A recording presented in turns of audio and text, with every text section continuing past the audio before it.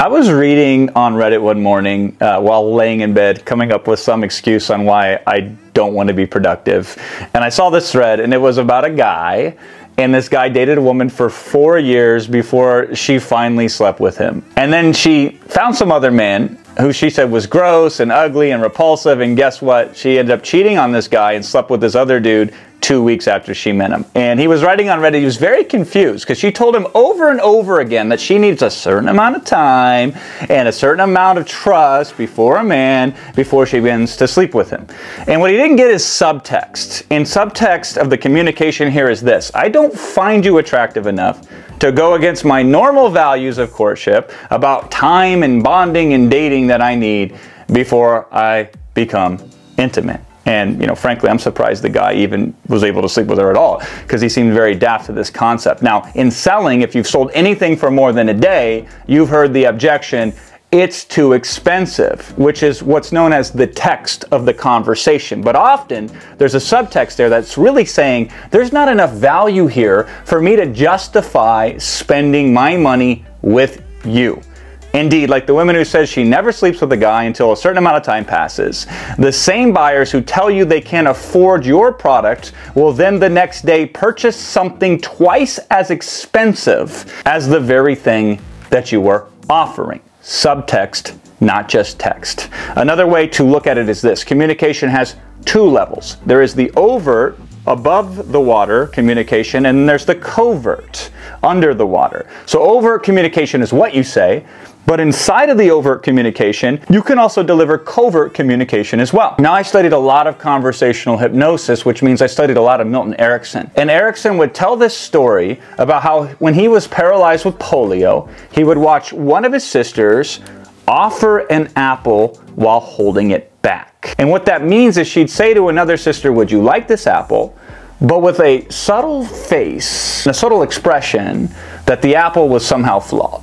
So overtly, she would appear nice and generous and giving, and covertly, she was engaging in deception. So when you would churn down the apple, she could have it all to herself, and you would not be upset that you didn't get a single bite. So that's overt and covert communication.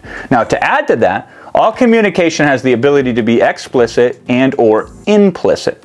So once I was at a conference where I wanted to get leads for my consulting. So I told the story of the time that I had a plumber come over to my house to fix a cartridge in my shower. The cartridge had broke, and until I fixed it, you couldn't turn the shower on, you could not use it. And this was the third of the 4 showers in my home where this had happened. And so I was frustrated. I asked the plumber, I said, "Why does this occur?" And he says, "Because the water in your neighborhood is too hard, and it stresses the cartridge out, and it causes them to break." And he says, "Hey, this even happens in my house, and I'm due to replace my own cartridges, but I haven't got around to it yet because I'm too busy replacing everybody else's cartridges." And then I likened that story to why people like Alex Hermosi pay me money to consult with them. Because while their marketing is the best for what they do, even plumbers need other plumbers to help them take care of their own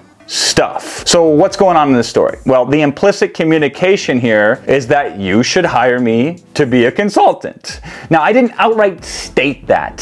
First of all, I'm at a conference where you can't solicit directly from stage.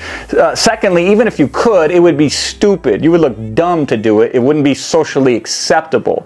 So you wouldn't get any business if you went the direct approach. So we use implicit communication. All of these communication concepts, they're related. There's text and subtext, there's overt, and then there's covert, there's explicit and implicit. And they're related in the sense that what you say and what you mean can and often be two very different things. And if you really want to get world class at communication, think how powerful you would be if you could say 2 different powerful things in the same amount of time it would take most people to say one thing. And in communication, the subtext, the covert, the implicit has more persuasive power than the text, the overt, and the explicit. So study the words for sure, because when in doubt, being direct is the surest way to know if what you're doing is working or not. However, when you get good enough at being direct, then sprinkle on top of that the indirect, and your business can turn from addition to multiplication.